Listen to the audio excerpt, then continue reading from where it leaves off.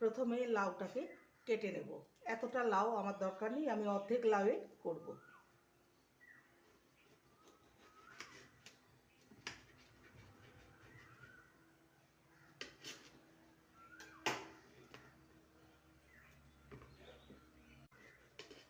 এই গরমে লাউ খেতে খুবই ভালো লাগে, আর লাউ শরীরকে ঠান্ডা রাখে।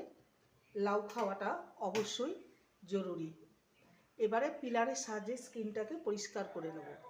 এবার লাউয়ের স্কিনটাকে পরিষ্কার করে নেব।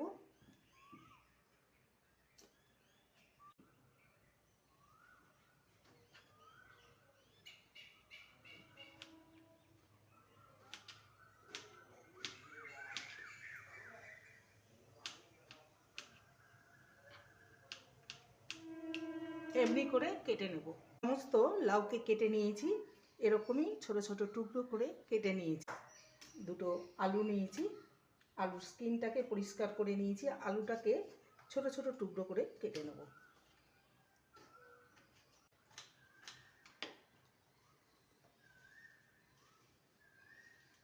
বিউলির ডালের বড়ি নিয়েছি, বড়িটাকে ভেজে নেব।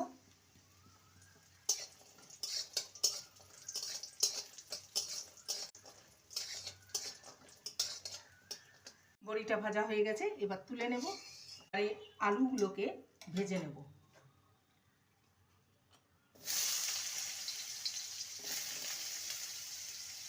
আলুকে ভেজে নিয়েছি, এবার তুলে নেব। ফোড়নে দেব হাফ টিস্পুন পাঁচফোড়ন,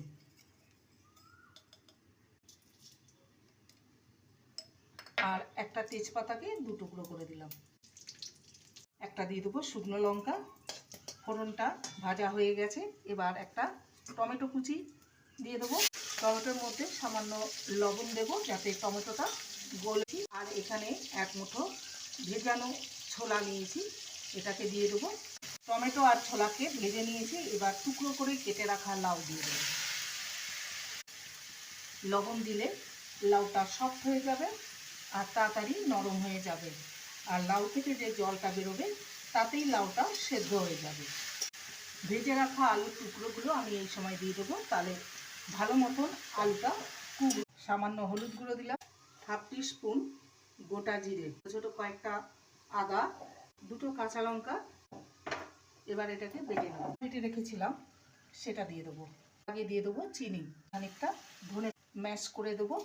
প্রচণ্ড গরমে লাউ খাওয়াটা খুবই উপকারী স্বাস্থ্যের পক্ষে। লাইক করবেন, কমেন্ট করবেন।